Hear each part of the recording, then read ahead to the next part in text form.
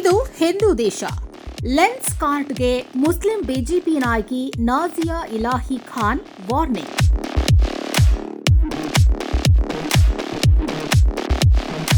ದೇಶದ ಅತಿ ದೊಡ್ಡ ಆನ್ಲೈನ್ ಕನ್ನಡಕ ತಯಾರಿಕೆ ಹಾಗೂ ಮಾರಾಟ ಕಂಪನಿ ಲೆನ್ಸ್ ಕಾರ್ಟ್ ತನ್ನ ಉದ್ಯೋಗಿಗಳ ಧಾರ್ಮಿಕ ಅಭಿವ್ಯಕ್ತಿಯ ಮೇಲೆ ವಿಧಿಸಿರುವ ನಿರ್ಬಂಧಗಳ ವಿವಾದದ ನಡುವೆಯೇ ಮುಂಬೈನ ಮುಸ್ಲಿಂ ಬಿಜೆಪಿ ನಾಯಕಿ ನಾಜಿಯಾ ಇಲಾಹಿ ಖಾನ್ ಹಿಂದೂ ಸಂಘಟನೆಗಳ ಸದಸ್ಯರೊಂದಿಗೆ ಕೋಲಾಹಲ ಸೃಷ್ಟಿಸಿದ್ದಾರೆ.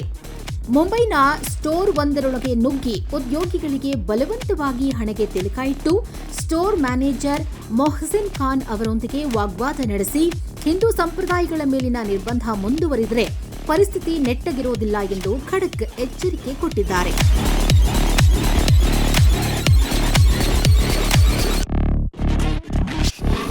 ಲೆನ್ಸ್ ಕಾರ್ಟ್ ತನ್ನ ಉದ್ಯೋಗಿಗಳಿಗೆ ಜಾರಿಗೊಳಿಸಿದೆ ಎನ್ನಲಾದ ಡ್ರೆಸ್ ಕೋಡ್ ನೀತಿಯು ಸಾಮಾಜಿಕ ಮಾಧ್ಯಮದಲ್ಲಿ ವೈರಲ್ ಆದ ನಂತರ ಈ ವಿವಾದ ಆರಂಭಗೊಂಡಿದೆ. ಉದ್ಯೋಗಿಗಳು ಕಚೇರಿಯಲ್ಲಿ ಬಿಂದಿ ಹಾಗೂ ತಿಲಕ ಧರಿಸುವುದನ್ನು ನಿರ್ಬಂಧಿಸಿದೆ ಅಂತ ಆರೋಪಿಸಲಾಗಿದೆ. ಆದರೆ ಮುಸ್ಲಿಂ ಮಹಿಳಾ ಉದ್ಯೋಗಿಗಳು ಹಿಜಾಬ್ ಧರಿಸಲು ಅವಕಾಶ ಕಲ್ಪಿಸಲಾಗಿದೆ ಎಂದು ವರದಿಯಾಗಿದೆ.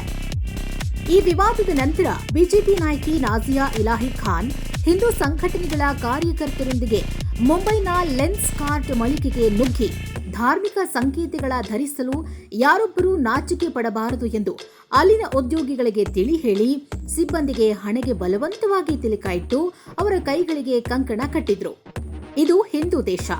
ಲೆನ್ಸ್ ಕಾರ್ಟ್ ಮಾಲೀಕರು ದೇಶದ ಕ್ಷಮೆ ಯಾಚಿಸದಿದ್ದರೆ ಅಂಗಡಿಗಳನ್ನು ಮುಚ್ಚಲಾಗುವುದು ಇಲ್ಲವೇ ಬಹಿಷ್ಕರಿಸಲಾಗುವುದು ಎಂದು ಎಚ್ಚರಿಕೆ ನೀಡಿದ್ರು. ಇನ್ನು ಸಾಮಾಜಿಕ ಮಾಧ್ಯಮಗಳಲ್ಲಿ ತೀವ್ರ ವಿರೋಧ, ಬಾಯ್ಕಾಟ್ ಲೆನ್ಸ್ ಕಾರ್ಟ್ ಎಂಬ ಘೋಷಣೆ ತೀವ್ರಗೊಳ್ತಾ ಇದ್ದಂತೆಯೇ Lenskart CEO Piyush Bansal ಪ್ರತಿಕ್ರಿಯಿಸಿದ್ದು, ಸಾಮಾಜಿಕ ಮಾಧ್ಯಮಗಳಲ್ಲಿ ಶೇರ್ ಆಗುತ್ತಿರುವ ವಸ್ತ್ರ ಸಂಹಿತೆಯ ನಿಯಮ ಹಳೆಯದು ಹಾಗೂ ಅದು ಪ್ರಸ್ತುತ ಜಾರಿಯಲ್ಲಿಲ್ಲ ಎಂದು ಅವರು ಸ್ಪಷ್ಟಪಡಿಸಿದರು. ಕಂಪನಿಯು ತನ್ನ ಉದ್ಯೋಗಿಗಳು ಧಾರ್ಮಿಕ ನಂಬಿಕೆಗಳು ಮತ್ತು ಸಂಸ್ಕೃತಿ ಪ್ರತಿಬಿಂಬಿಸುವ ಚಿಹ್ನೆಗಳನ್ನು ಧರಿಸಲು ಸಂಪೂರ್ಣವಾಗಿ ಸ್ವತಂತ್ರರು ಎಂದು ಘೋಷಿಸಿದೆ.